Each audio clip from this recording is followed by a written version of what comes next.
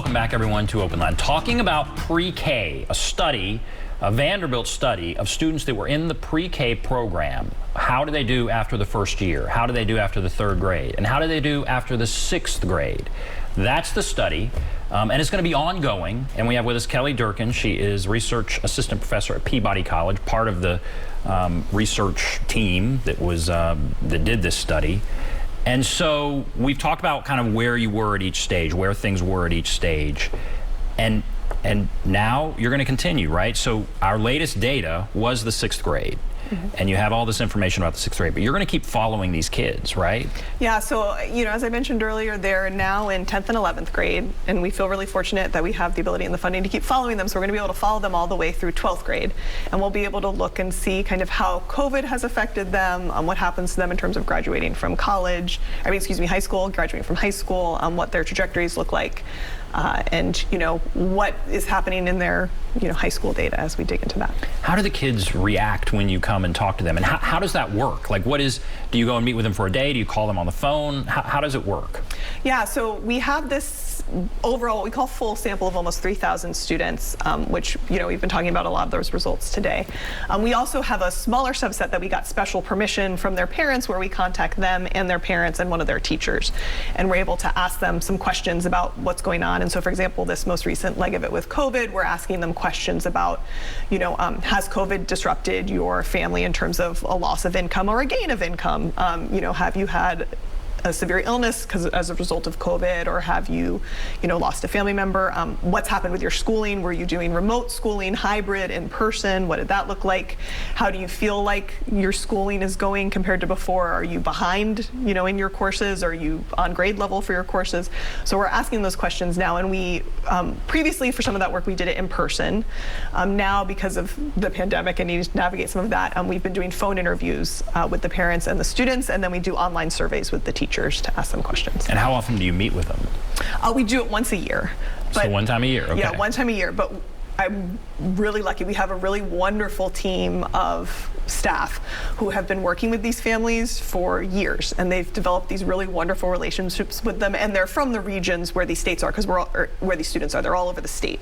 And so, we've had staff members who have run into their families that they work with in the grocery store or at the farmer's market or something, and spark up a conversation. And so part of the reason we've had a really high retention rate for that subsample, which is pretty unusual for this kind of work, is because of the relationships that our staff have been so great about building. And they really care about these families, and they want to talk to them every year and hear how it's going and what's going on with them. And so that's been wonderful. They must enjoy it. They obviously wouldn't have to do it, but they keep coming back and talking. And it sounds like, obviously, the purpose is to study pre-K and their progression, but the information you're gathering can be used for much more than that. Yes, that's what we're hoping. I mean, we end up with this really unusual and rich data set of where we're going to know information about these students all the way from pre-K through 12th grade. And so it's going to provide a nice opportunity to be able to look at a bunch of things, including, this most recent leg, trying to figure out, are there students that are particularly struggling or thriving after this pandemic period has happened? What could we do? What kind of resources could be put in place to help those students that need it? Where should we target our resources? Because there's only so much money and so much time. Who are the students that might most need help? What might be happening for students' trajectories as they're thinking towards, college or community college or technical school? I think nationwide we've seen a decline in the number of people enrolling in community colleges since the pandemic. And so we've been asking our students for a while, what do you think you're going to do once you finish high school? And so we're asking that again this year and seeing how their answers may have changed and what may have caused some of those changes. I just saw that today about a decline in community college. Why do you think that has happened? Yeah, so this is definitely me speculating outside my area of expertise. But, I think there's a variety of things. I think with the pandemic, we've only just started interviewing our students this year, but some of them have been mentioning the importance of wanting to get a job right away. They want a job, they want money, they want that stability. They see the value in that. And so I think that's part of it. With some of the disruptions in the stability of some homes, I think there's an appeal of being able to go out and do something and start your career right away, and not going into more schooling where you may not feel as sure about what that path's going to be for you afterwards. But I think that's something across the country, people are trying to dig into to see what that might mean for our labor force and what that might mean for different trajectories of people. Interesting. Okay, let's go to the phones. Let's go to Sully. Hello, Sully. Well, hey, y'all. I've been watching a little bit of other TV, and I just clicked into your program. I hope I'm not repeating something you've already said, but I do have a question. You said that you were talking about this study and all the data points and stuff that you have, and I'm just kind of curious. You just mentioned that you have this, I guess, staff that interacts with each of these students. They've been doing it, I guess, for years. You know, I don't know much, but, you know, I think about stuff like double-blind studies and stuff like that, and I'm just curious. There was an old study where they've repeated the study several times where they took these really smart kids and told the teacher that they were really slow and dumb, and then they took these really dumb and slow kids that had bad grades and told the teacher they were really smart, and in the end, the self-fulfilling prophecy came out. How do y'all protect against stuff like that where, you know, some people sometimes project this thing upon people that, you know, that they're doing good and they do good, and sometimes I guess you can call it implicit bias, but it's a form of self-fulfilling prophecy where they project that they're not doing good and they don't do good. You know what I'm saying? How do y'all kind of figure that into this data? I'm going to hang up and take your answer offline. Thank you. What a great question from Sully. That's a really thoughtful question. Double-blind study. Okay. Well, I'll just let you answer that. That was a good question, Sully. Yeah, it's a great question. So one of the things is for the full sample where we see a lot of these results that we've been talking about, it's not these interviews where there's an individual interacting with them. It's stuff we get from the state database. And so the state database doesn't know whether they went to pre-K or not in terms of the test scores it's displaying to us or the suspensions that they got. Now, what you're talking about could maybe impact earlier on if a teacher in kindergarten knew a kid went to pre-K or didn't, which they sometimes do. Maybe that's affecting how the teacher is then interacting with that child in kindergarten. But from our perspective of the state data that we get, that's not as much of a concern. For our interviewers for this subset that I talked about of students where we are having these interactions, we've tried to focus on measures that are going to be less likely to be influenced by that kind of thing. And so a lot of the ones we've done recently are self-report measures. So they're just, they have a very strict script they have to follow.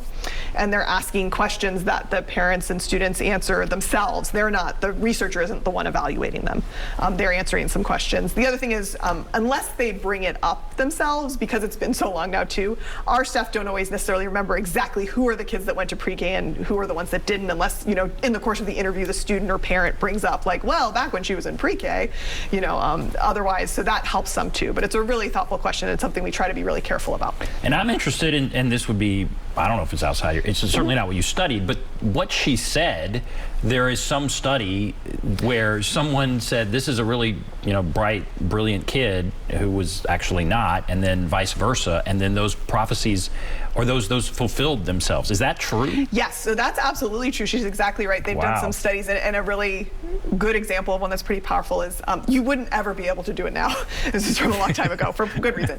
But they essentially told a teacher, just so you know, you're being given the really gifted kids, or just so you know, these kids struggle a lot. And that wasn't actually true. But based off of the teacher's perception of those students, the kids that were supposedly gifted or struggling, I mean, that is what came to be. She's exactly right. That did happen. So there is that powerful effect going on. Yeah. So we can learn from that. Absolutely, yes. And it is a reason in research we have to be really careful about how we structure things and why, especially medical trials, but even this kind of thing, do these, careful controls or double blinds, or I work with a group that does speech interventions, and so the person that administers the intervention, helping the kids improve their speech, is not the same person that administers the test to see how they're doing because of exactly that potential issue. You researchers can learn from that, parents can learn from that. Yes. There's something there for parents to learn too. Yes, and I mean, all of us, thinking about your expectations, and especially if those expectations are conveyed to kids, can really impact them. Fascinating. All right, let's go to Robert. Hello, Robert. Hello, hey, how you doing? We're okay. What's on your mind? Brethren? Oh, I was just calling, and I seen the number on the screen and stuff, and I just got in the house from the party store and stuff, and I was about to crack open. Okay. All right, well, Robert, thank you for that. But all right, let me ask you this. So you also do other stuff. I mean, you do. I see 3 areas that you do. A project investigating middle grade mathematics achievement and cognitive abilities. So you're also studying about math and achievement in math, right? Yes. And so what are you finding there with middle school kids? What are you finding?